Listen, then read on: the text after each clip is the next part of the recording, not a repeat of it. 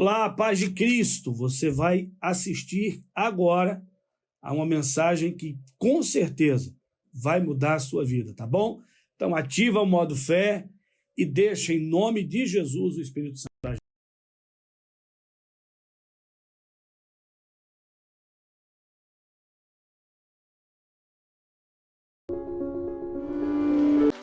Eu já quero chamar aqui pastor Arlen Mafra, meu amigo, já é da casa.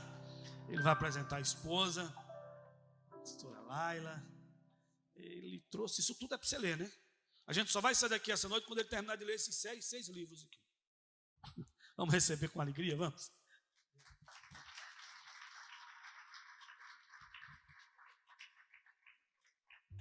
Amém. Obrigado, pastor Eduardo, mais uma vez, esposa, família, apóstolo Paulinho, família, eu sou de casa já, né?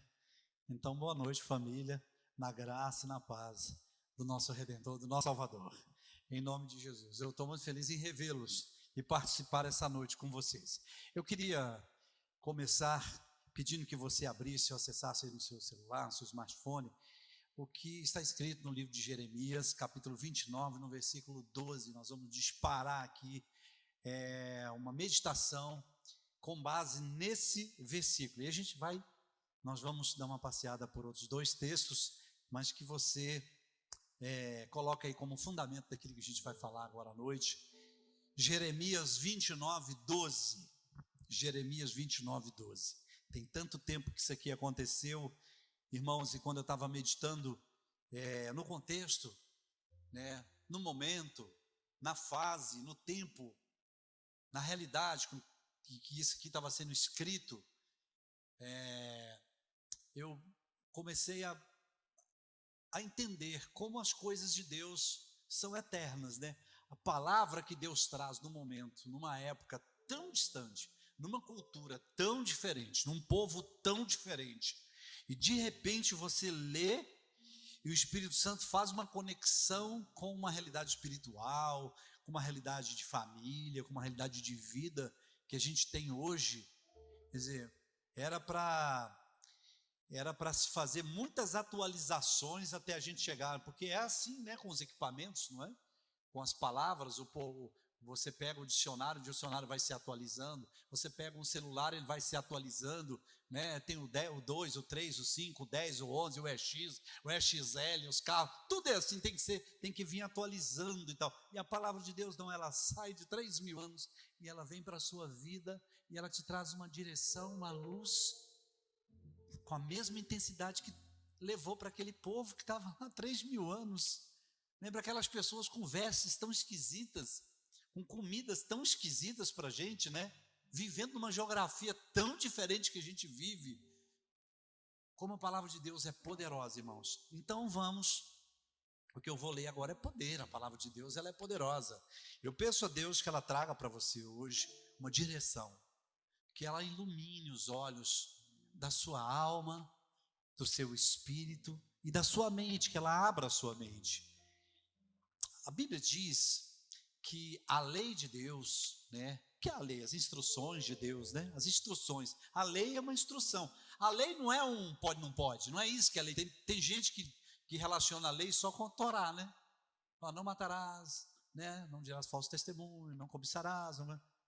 Não, a lei de Deus, de um modo geral, né? Desde Gênesis até Apocalipse, tudo é a lei de Deus, né? Os Salmos é a lei de Deus, né? Os livros poéticos, os livros proféticos, né? O tempo do juízo, isso tudo é a lei de Deus. A palavra de Deus diz que a lei do Senhor, ela é o quê? Perfeita. E ela faz o quê? Restaura a alma. As instruções de Deus é que restaura a nossa alma, né? Quem está com a alma ferida, recomeçando um projeto. Então, são os ensinos, são as instruções de Deus. O poder está na instrução de Deus. Então, nessa noite, eu peço que o Espírito Santo abra os olhos do seu entendimento, para que você receba isso como uma lei de Deus, como uma instrução de Deus para você. E o que isso vai resultar? Vai restaurar a sua alma, tá bom? Deus está dizendo assim para um povo vivendo uma dificuldade, que é o que acontece o tempo todo. A gente está enfrentando situações, né? E os profetas continuam dizendo as mesmas coisas. Deus continua dizendo isso através dos profetas. Então vocês clamarão a mim. Naqueles dias vocês clamarão a mim, virão orar a mim e eu os ouvirei. Naqueles dias, não tem alguma tradução? Quem que está com a tradução que está escrito naqueles dias? Tem alguém com alguma tradução aí naqueles dias? É que daqui com essa luz não dá para enxergar direito.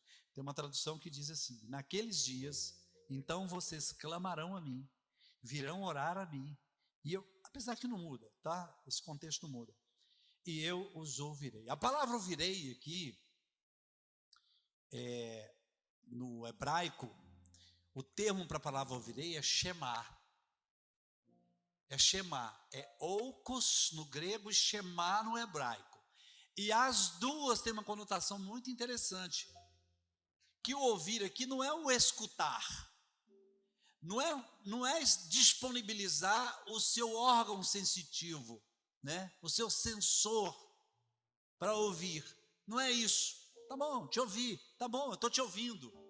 Não. O contexto da palavra no hebraico e no grego é acolhimento. E no hebraico é compreensão. Ouvir é te compreender. Então, se você pegar esse texto, se você pegar essa conversa de Deus com você e com o povo, e usar a palavra no hebraico para o que Deus estava dizendo, ele estava dizendo assim: naqueles dias vocês clamarão a mim, vocês orarão a mim, e eu vou entender vocês. Eu vou compreender o que está acontecendo com você. Especificamente com cada situação. Se você passar isso para o grego, e qual é a diferença, irmãos, do hebraico para o grego? O hebraico é uma língua mais teológica, mais religiosa. Não devia usar esse termo não, mas é mais teológica. É uma cultura teológica. O grego é uma língua mais social.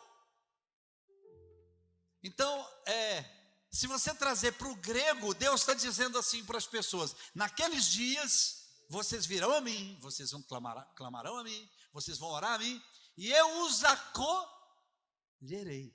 Não fica diferente de só ouvirei? Nessa tradução, não está muito pobre? Eu vou te ouvir. Olha, meu pai me ouve, minha mãe me ouve, minha esposa me ouve. A não ser quando eu estou falando besteira, ela não ouve. A não ser quando a gente está sem noção, né, do que está falando. Então é muito diferente. Agora, o que é interessante desse texto é que Deus está clamando o povo inteiro, uma nação, praticamente, o que sobrou de uma nação. Deus está vivendo um momento muito difícil, está conclamando essas pessoas para orar, para clamar a Ele. Agora, quando você olha para o contexto disso, desse encontro de Deus com a nossa necessidade, com a nossa situação, com a nossa dificuldade, com o momento difícil, com a luta, com o desafio, com o obstáculo, e que você pesquisa um pouquinho, e a gente já conhece o final da história, já conhece todo o curso da história, e você percebe que naquele momento Deus está dizendo para o povo todo clamar, mas que durante 70 anos Deus está dizendo para o povo clamar, e eles estavam entrando para o cativeiro. Eles estavam às portas da Babilônia. Eles não estavam no meio de um processo. Eles não estavam no final de um processo. Eles não estavam vivendo a gravidade do processo. Não tinha isso ainda. Eles estavam entrando para um cativeiro. E isso ia demorar 70 anos. Ou seja, os mais idosos nunca iam ver o final do cativeiro. Os de meia idade, quando chegasse no final, já estava. Era só rede. Escutando pouca atividade. Já tinha passado o tempo dos sonhos, da construção, a energia que nos lança para os novos desafios, para os novos pensamentos. Então veja que coisa interessante, Deus está vendo uma situação, e assim, na cabeça do povo, quando Deus diz assim, naqueles dias, que dias? Nesses dias de dificuldades. Deus estava dando uma profecia para Jeremias, para falar com o povo, naqueles dias, que dias? Que vocês entrarão para o cativeiro, vocês clamarão a mim, vocês virão a mim, eu vou acolher, eu vou compreender a situação de vocês. Mas na cabeça do povo, na minha cabeça, na sua cabeça, uma convocação dessa é para um milagre, é para uma solução imediata, é um milagre. É uma libertação, é um livramento que nós precisamos. Aí cada um, dentro da sua necessidade, dentro do seu desafio, dentro da sua dificuldade, aí agora pode contextualizar isso para você. Mas não. A história, o contexto histórico do texto está dentro de 70 anos. Então, qual era o propósito de Deus em fazer uma convocação dessa, para esse tipo de oração? Deus estava, se Deus, naquela semana, naquele mês, ou naquele ano, ou nos próximos 5 anos, ou 10, ou 20, ou 30, não ia libertar aquele povo da Babilônia, então qual era o propósito de Deus em fazer isso? Se você não vai ser curado hoje, ou se o seu filho não vai converter amanhã, ou se o seu emprego não vai vir essa semana, ou se esse sonho seu não virá nos próximos 10 anos, não sei, porque a gente não conhece. Mas Deus, Ele tem a história sob a luz dEle, toda a história, o início e o fim. E aqui Ele nos dá esse exemplo. Deus estava sabendo que ia durar 70 anos de cativeiro. E esse momento é o momento da entrada, das portas de entrada da Babilônia, não é de saída não, de entrada. Então eu estou aqui já fazendo as contas de que a maioria não chegou no final. Então qual é o propósito de Deus? O propósito de Deus é que Ele via um processo. Ele viu um processo, 70 anos é um processo. Um processo meu pode durar 1 ano, 2 anos, 5 meses, 50 anos, não sei. Mas para cada situação tem um processo de Deus. Tem pessoas que Deus até livra desse processo. Tem pessoas que Deus livra, é de imediato. Mas no caso desse povo, Deus não os poupou do processo. Deus não os livrou dos babilônicos. Deus não os poupou desse cativeiro. E aí na entrada do cativeiro, Deus tem um encontro com eles. Na entrada do problema, no início do problema, Deus então chama para conversar. Deus não deixa aquele povo entrar na situação ignorante, em dúvida, perdidos, confusos. Talvez eu esteja falando para alguém aqui hoje que está entrando numa situação que começou ontem, ou essa semana, ou esse mês, alguma mudança, e que você está estreando um tempo novo, você está às portas de uma dificuldade. E hoje Deus te chama para uma conversa, nesse início, para que você não fique confuso ou confusa, para que você não entenda mal o que está acontecendo, ou fique sem entender o que está acontecendo. Então, como contexto da palavra, da promessa de Deus de ouvir, tem muito mais profundidade no hebraico, no grego, de acolher, de compreender. Então o que Deus está prometendo para as pessoas? Eu vou dar para vocês o suporte. Vocês terão de mim tudo e todo o necessário para suportar o processo. É isso. Se Deus me chama para uma conversa e promete me acolher, me compreender numa situação, e Deus nunca te entrega a própria sorte, Ele sempre resolve, em algum momento vai resolver, em algum momento vai acabar, em algum momento a coisa vai ter um resultado, uma resposta. Então se Deus me chama para essa conversa, e também não me entrega a própria sorte, Ele tem que ter um objetivo, um propósito. Então Ele está fazendo o quê? Prometendo que esse clamor, essa oração e essa busca desse povo naquele momento, que não sabia que estava começando, nem quanto tempo ia durar, só Deus sabia. E o profeta, porque Deus tinha falado para o profeta. Engraçado que às vezes, pastor, tem gente que vem conversar com a gente em alguma situação, e a gente sabe que aquilo vai durar um tempo, não é? A gente quer falar, não, tenha fé. Essa semana Deus vai entrar com providência, mas a gente sabe que vai ter um processo. A gente sabe. E aí sabe o que acontece? 6 meses depois fica sabendo que o casamento acabou. 1 ano depois fica sabendo que a pessoa está no bar bebendo, está usando droga, já tem outra mulher, já destruiu o patrimônio, já mudou de negócio, já errou nas decisões, já tomou decisão errada, já não é mais pastor ali, já não é mais funcionário ali, já não é mais pai ali. Por quê? Porque não entendeu essa conversa de Deus de acolhimento, de compreensão e de provisão e de força para suportar o processo. Não teve força para suportar o processo. E aí não adianta o milagre, porque nunca vai conhecer o final da história, nunca vai conhecer a forma de Deus resolver, nunca vai conhecer a libertação, nunca vai experimentar, nunca vai servir a Deus na história. Por quê? Não é porque é mal, não. É porque entendeu errado, não soube agir e não teve força para suportar o processo. Era isso, era essa conversa que Deus estava tendo com aquele povo. Eu preciso que vocês suportem o processo. Eu preciso que vocês saiam do outro lado, porque eu vou tirar vocês daqui.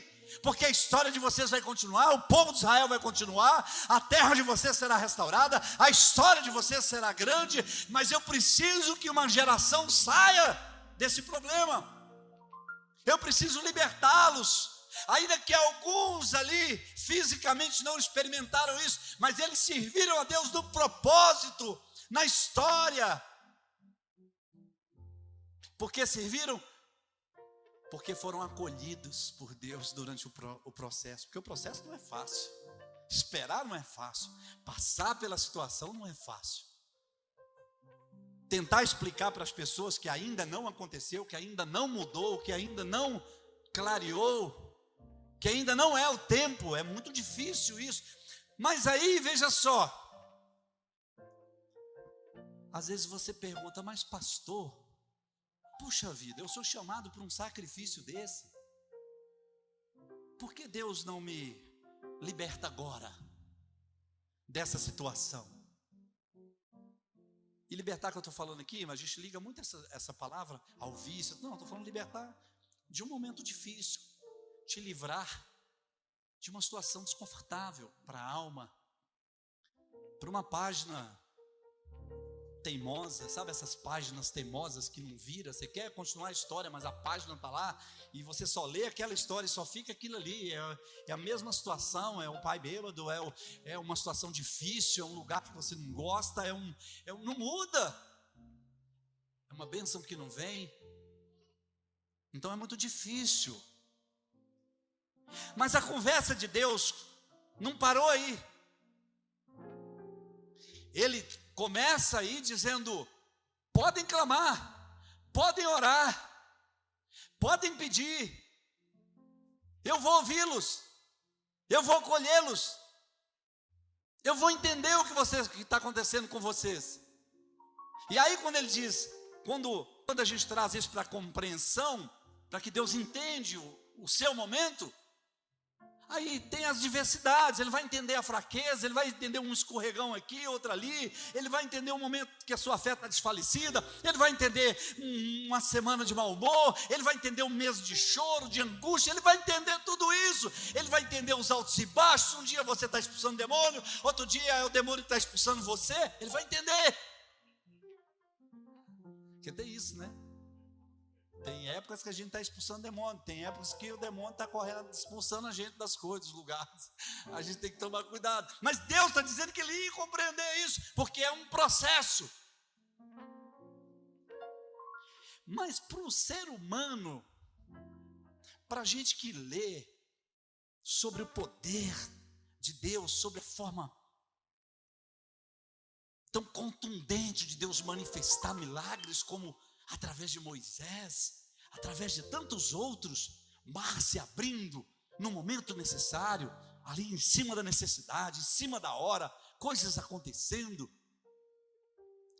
A gente fica assim, puxa vida, mas por que eu? Por que a minha geração? Por que minha família? Por que eu vou passar por esse sacrifício? Aí Deus, compreendendo isso e sabendo que é um processo, terminando essa conversa com você, dizendo o seguinte: você em mim, o seu clamor, a sua oração agora é para você suportar o processo. Você vai ter força para chegar no final. Você não vai sucumbir no meio do processo. Você não vai desfalecer no meio do processo. Você não vai jogar fora a nossa história.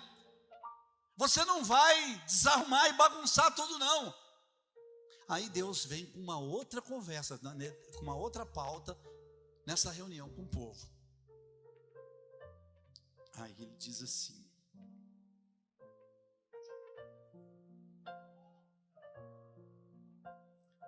lá é Jeremias 29, 12.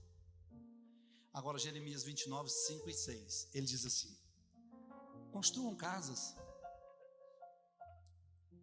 habitem nelas, morem, plantem jardins. Ó, presta atenção. Tem que fazer essa conexão, tem que receber essa provisão de Deus, tem que receber essa instrução de Deus. Você tem que deixar isso entrar no seu coração, você tem que deixar isso edificar a sua fé, de que Deus te acolheu, de que você não está sozinho, de que você não está ermo, não está entregue à própria sorte, você está sendo compreendido, que você está sendo acolhido. Esse ouvir aqui é de acolhimento, é terapêutico isso, que você vai ser fortalecido e surpreendido para suportar o processo. Depois que isso acontece na sua vida, é que você começa a entender essa conversa de Deus. Senão você vai achar que Deus é problemático para conversar com a gente, que é umas coisas assim meio desconexas. Espera aí, é ou não é? Cativeiro ou não é? Que a gente é muito radical, né? Então aí você começa a entender que Deus, o que Deus está dizendo para você. Que Deus não está assim confundindo as coisas. Uma hora Ele fala que é processo, que vai demorar, que você tem que passar por isso, que Ele vai te suprir e tal. E outra hora Ele começa a falar com você de forma poética, como se você estivesse entrando no jardim do Éden, como se você estivesse recebendo uma grande bênção. Aí Deus vem de forma romântica dizendo para você: construa casa. Como? No quintal dos outros, na terra dos outros, no país dos outros, num cativeiro, numa cultura diferente, um povo diferente, comida diferente, jeito diferente, no lugar que não é da pessoa. Mas Deus está dizendo nessa conversa, nessa segunda conversa para o povo, que com Ele a caminhada é diferente, com Ele o processo é diferente. Eu conheço muita gente que suporta o processo, toma um aqui, bebe uma outra ali, arruma outra mulher ali, troca de empresa aqui, engana o outro ali, ele vai suportando o processo, mas é diferente. Com Deus é diferente. O processo dele só vai enrolando, só vai embaraçando, só vai ficando pior. É mais filhos abandonados, é esposa chorando, é lar desfeito. É assim que ele vai suportando o processo, é envergonhando o evangelho, é depondo contra a fé.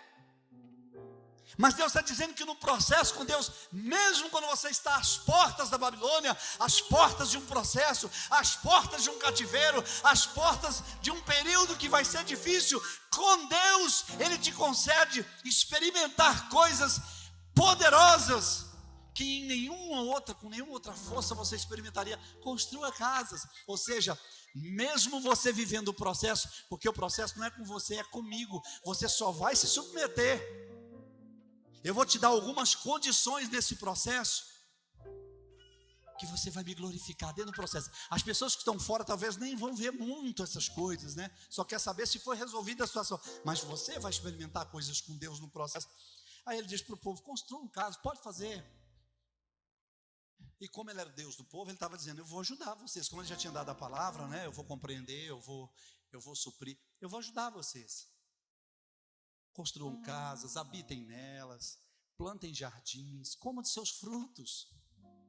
Ou seja, vocês não vão parar de produzir, vocês não vão ficar desabrigados, vocês não vão ficar de pires na mão no processo. Ali era cativeiro, ali era prisão. Casem-se, tenham filhos e filhas, escolham mulheres para casar. Esse plural aqui é só para aquela época, viu? Escolha a mulher. Apesar que aqui o sentido é outro, né? Vários homens, escolham mulher. É o povo, ele está falando com o povo. Escolham mulheres para casar. O que Deus está dizendo é o seguinte: mesmo no processo, eu vou suprir vocês de tal forma, eu vou me envolver com vocês de tal forma, que a vida de vocês não vai parar. Nada vai parar vocês. Você não vai só ser feliz quando chegar lá na saída, você não vai realizar as coisas só quando o processo acabar. Não, é vivendo no processo que você vai experimentar o poder de Deus para realizar coisas que você jamais imaginava. Porque na bonança, porque na fartura é fácil, irmãos. Isso aí um prefeito te ajuda, um vereador resolve para você, mas nessas condições, nessa realidade, nesse contexto babilônico, nesse contexto de contradição, nesse contexto de desconforto, de cativeiro, só Deus tem o poder para prosperar você. Casem-se, tenham filhos e filhas, escolham mulheres para casar-se com seus filhos, deem suas filhas em casamento, para que também tenham filhos e filhas, multipliquem-se e não diminuam. Deus está dizendo não.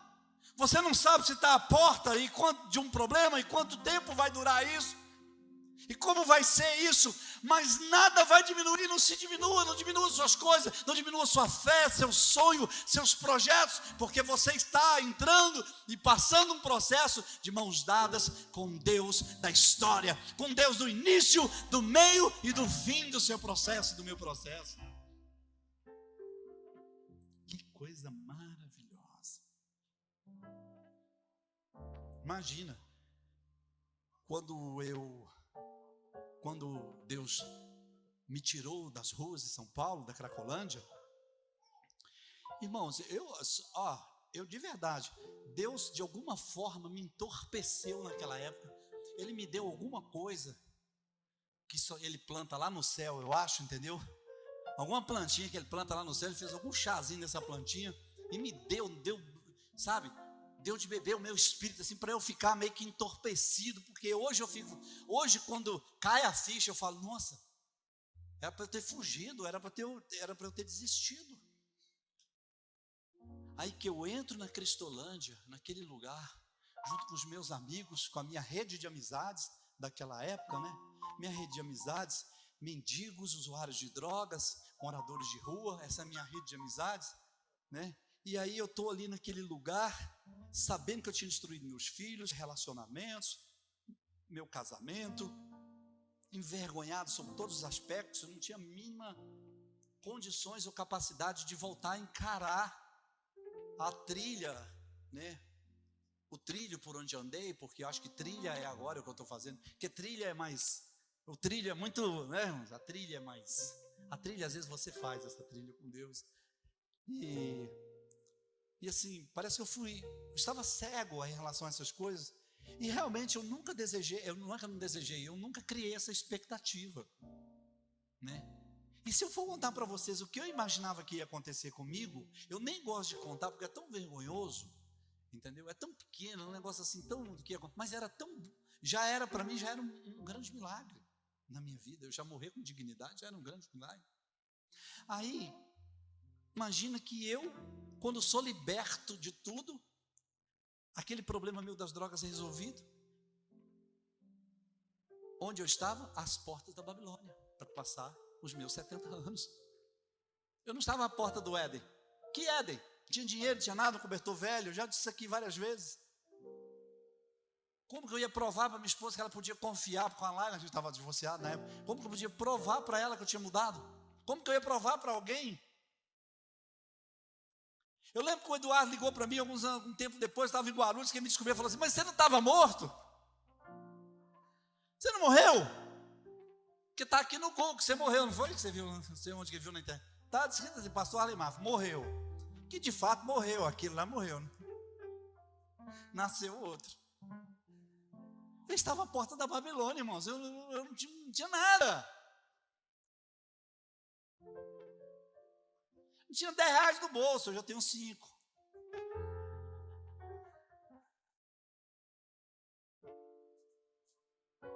E aí, sabe? Quando foi que o meu casamento aconteceu? O meu casamento de novo com a Laila? No processo. Foi no final? Foi na saída da Babilônia? Não! Foi vivendo o processo.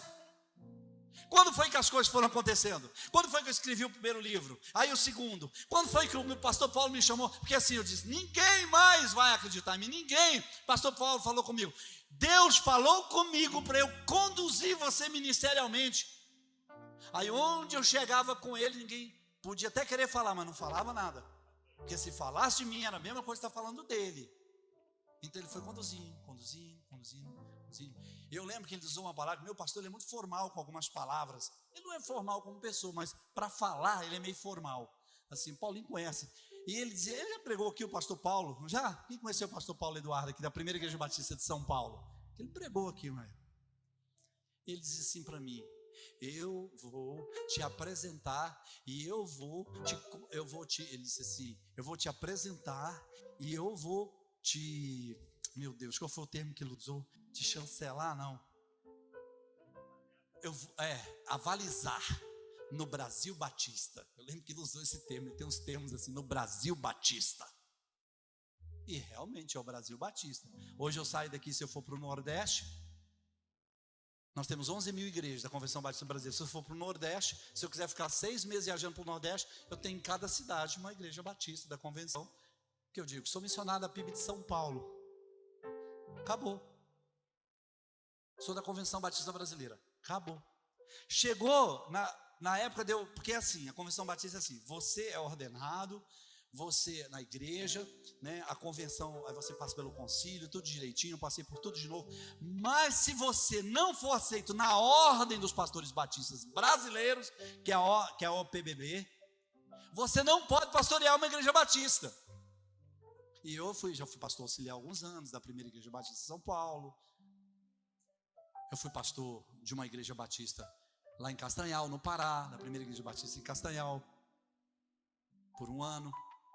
Então assim, não podia. Aí, e agora, quem vai me apresentar a ordem para ser aceito na ordem dos pastores batistas, com aquele currículo meu? O meu pastor não podia, o pastor Paulo, porque ele era suspeito, então ele já foi impedido disso. A própria ordem falou, Paulo, você não pode fazer carta de apresentação para o pastor, para o Arley, para ser aceito aqui. Eu já tinha sido ordenado na igreja. Aí levanta o pastor da PIB do Brás, né? Pastor, meu Deus, Marcos Pérez, pastor Marcos Pérez, pastor assim, respeitadíssimo no meio batista, pastor da primeira igreja batista no Brás, igreja enorme. Ele falou, não, eu vou fazer a sua carta de apresentação. Agora, eu vou fazer, não é minha secretária não, eu vou fazer. Aí ele fez uma carta. Aí ele me mostrou. Aí eu falei assim, meu Deus, o que foi que o senhor fez com ele para ele fazer esse tipo de carta? A gente faz uma carta dessa para uma pessoa fiel a vida inteira. Você não é uma pessoa que teve uma vida como eu tive. Não pode ser desse jeito. Aí ele disse assim, tá bom. Eu falei, olha pastor, não sei nem o que te dizer. Ele falou, você quer que melhora? Você quer que eu diga mais coisas?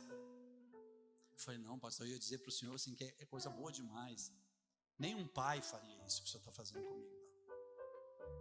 E assim, no final da carta ele disse assim, irmãos, estou contando isso para vocês, eu tenho essa carta até hoje, que é uma carta oficial que fica lá no prontuário da gente na ordem. Eu estou contando isso para vocês, não é por vaidade, eu quero que vocês entendam isso, porque nesse momento isso entra para mostrar para vocês a força da graça de Jesus. O que Deus faz no processo, quando Ele diz assim, construa casas, casem-se, continuem seus projetos, mesmo no processo, mesmo no cativeiro, faça, continua, não se diminua, é porque no processo você vai experimentar coisas tremendas, maravilhosas com Deus. E aí no final da carta ele disse assim: esse pastor, o Arlen, é um homem de Deus que vai trazer para nós, os batistas brasileiros, uma experiência que nenhum dos nossos pastores tem, que vai marcar a nossa geração. Eu estou esperando por isso até hoje, viu, irmãos? Não aconteceu ainda não. Mas eu sei que Deus vai fazer coisas grandes. A gente está com muito projeto aí, coisas grandes. E aí? Eu não conhecia essa palavra. Deus não tinha dito para mim assim: Arlen, pode fazer nessas coisas. Você está no processo. Não, eu estava querendo desistir, porque eu olhava e dizia: não dá para encarar esse processo. Não dá para suportar isso. Não dá para suportar a demanda, o litígio com o filho. Não dá para suportar um não da mulher que eu amo. Não dá para suportar. Não dá a exclusão. Não dá para suportar a rejeição da igreja, às vezes dos pastores. Eu não vou conseguir suportar isso mais. Não dá para eu explicar as coisas. Com o Eduardo foi mais fácil, porque o Eduardo tem um espírito assim bem alegre. Então o Eduardo já foi fácil, não foi me pedir explicação de nada. Ele só perguntou: você está vivo? Que bom, vem pregar aqui. Né, nego? Fique em pé essa noite. Eu podia falar com você aqui tanta coisa. Um milagre de 70 anos. Eles já tinham recebido o milagre. Só ia durar 70 anos para manifestar. Mas iam ser soltos. Iam ser liberados. Nunca seriam conhecidos como cativos, como escravos, porque foram libertados. Você nunca será conhecido como o doente, como o fracassado, como o desempregado, como a rejeitada, como o necessitado. Não, não é assim que você vai ser reconhecido. A sua história será reconhecida no nome de Jesus como o libertado, a libertada, o curado, a curada, a renovada, o restaurado, o abençoado, o dignificado, aquele que Deus honrou. Um milagre que dura 70 anos, o seu pode durar 7 dias. Talvez a manifestação do seu seja só 7 dias. Talvez 7 semanas, talvez 7 meses. Ou talvez 7 anos, mas aqui ficou pequeno isso. O dia da manifestação do milagre ficou pequeno diante da promessa dos milagres do processo. Construam casas, se dê em casamento, continue vivendo a sua vida, continue manifestando a sua fé, continue projetando crescimento, continue projetando seus sonhos, suas coisas. Por quê? Porque eu entendo e acolho vocês, eu vou dar essa provisão para vocês, porque diante da Babilônia, dos babilônicos, diante daqueles que tornaram escravos do povo de Israel, seria o grande testemunho que Deus daria. Meu povo vai prosperar mesmo no cativeiro, mesmo no processo. Eles vão experimentar coisas que às vezes nem os babilônicos tinham e experimentavam. Essa é a palavra de Deus para você essa noite. Suportar o processo. Naqueles dias, hoje, eles clamarão a mim. Hoje é o dia do seu clamor. Eles orarão a mim, e eu os entenderei, os acolherei. E o que você vai receber hoje de Deus?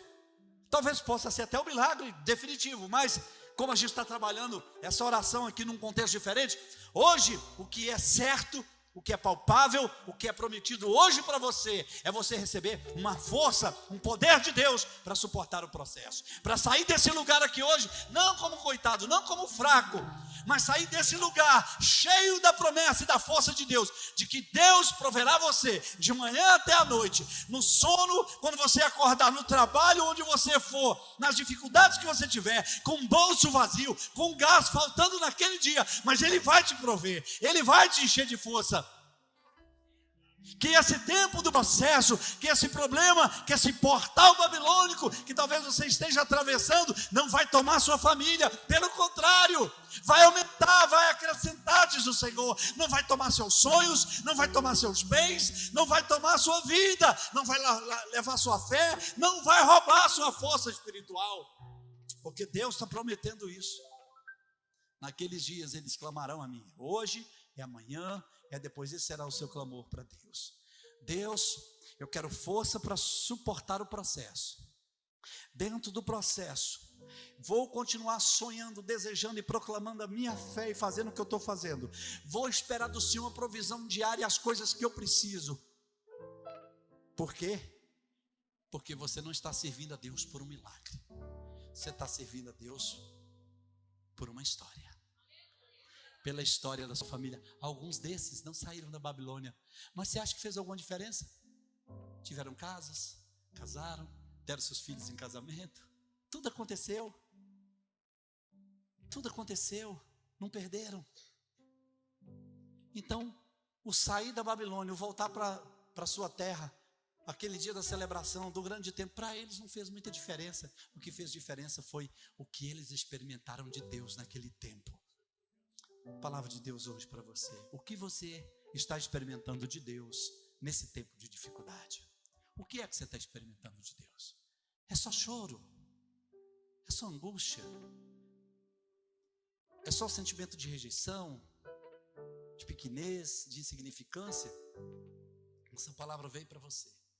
Para você hoje atravessar esse portal sem medo, com Ele.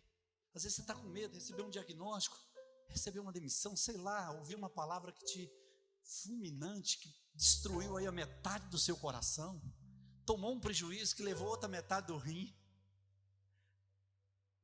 Mas hoje Deus está dizendo para você, não tenha medo. Nós vamos entrar junto nesse processo. Nossa primeira conversa é essa aqui hoje, mas daqui a pouco nós vamos ter outras conversas sobre sua necessidade diária no processo, sobre os milagres do processo. Então, aqueles que morreram antes de sair da Babilônia, serviram a história, entregaram à próxima geração a fé que eles não perderam, o amor, a esperança que eles não perderam, entregaram para os seus filhos, para os seus netos, e eles foram entregando para os outros filhos, e depois Israel voltou a celebrar e a brilhar entre as nações, porque houve uma geração que soube passar o processo e suportar o processo. É isso que seu filho precisa, é isso que seus amigos e vizinhos precisam. Não é ouvir que você desistiu, que agora não tem mais família, que agora é outra situação. Não. É você entregar para essa próxima geração servir a história com Deus. Olha, eu não ia fazer isso não, mas se alguém sente no seu coração o desejo de manifestar para Deus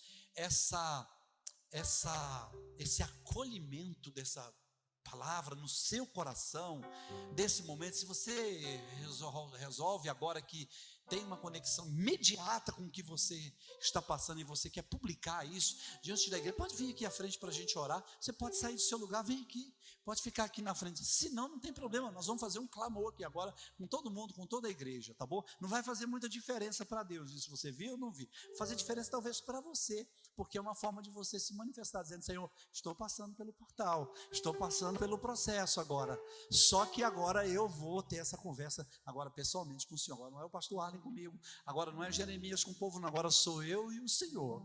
Vou receber agora a minha primeira porção de força para eu chegar até amanhã, e assim nós teremos a nossa conversa sobre esses sonhos. Pode sair do seu lugar, pode vir aqui. Laila, vem aqui, meu amor, fazer uma oração de clamor com o povo.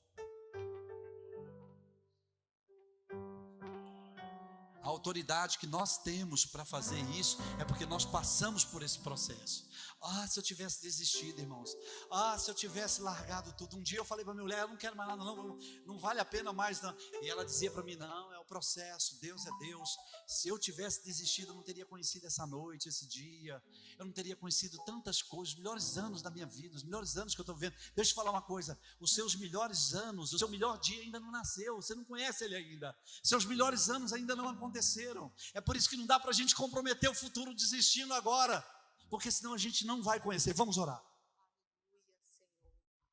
Aleluia, Pai, nós estamos aqui, Senhor, e eu e Arlen, nós somos testemunha viva, Senhor, de que nós passamos por um processo dolorido, Senhor, que foram 20 anos. Pai, nós vivemos um segundo casamento, Senhor, que vai fazer 11 anos. Deus, quantos processos nós passamos, Senhor. Ó Deus, quantas vezes eu quis desistir desse processo, Senhor. E o Senhor me dava Jeremias 29:11, quando o Senhor diz, eu é que sei que pensamentos tenho a respeito de vocês. O Senhor estava dizendo para mim, não desista, porque eu sei como vai ser o teu fim. O Senhor eu via o meu futuro, coisas que eu não via, Senhor. Mas o processo, Senhor amado, estava sendo vivenciado, Senhor. Pai, assim como nós vivemos esse processo e o Senhor restaurou a nossa aliança, a nossa casa, os nossos filhos, o nosso ministério. Oh, Senhor, a tua palavra diz que a glória da segunda casa será maior do que a primeira. Pai, debaixo dessa autoridade, nós queremos ministrar a todas essas vidas que aqui estão, Senhor, em nome de Jesus, a tua força, a tua unção, Senhor amado. Ó Deus, que venha sobre a vida deles, para que eles não possam desistir, Senhor. Ó Deus, e como Jó, eles possam dizer: eu sei que o meu Redentor vive e por certo ele se levantará. Senhor, que seja essa, Senhor, a força, Senhor, dos teus queridos que aqui estão na frente, Senhor, de toda a igreja que está recebendo essa palavra, Senhor. Ó Senhor, que o Senhor, ó Deus, que essa palavra realmente seja firmada, Senhor, em nossos corações, Senhor, porque nós sabemos que aquele que fala é fiel para cumprir cada promessa que o Senhor faz em nossas vidas. O Senhor diz que tu és o nosso pastor e o Senhor nos conduzirá às águas tranquilas. O Senhor nos conduzirá à abundância. O Senhor nos conduzirá, Senhor, a cada estrada, a cada noite, a cada manhã, a cada tarde. O Senhor nos conduzirá nesse processo, Senhor, porque nós não estamos sozinhos. A tua presença está conosco, Senhor, e nós te daremos toda a honra e toda a glória, Pai, porque o Senhor é Deus que cumpre as tuas promessas em nossas vidas, durante o processo e após o processo, em nome de Jesus. Amém. Glória a Deus.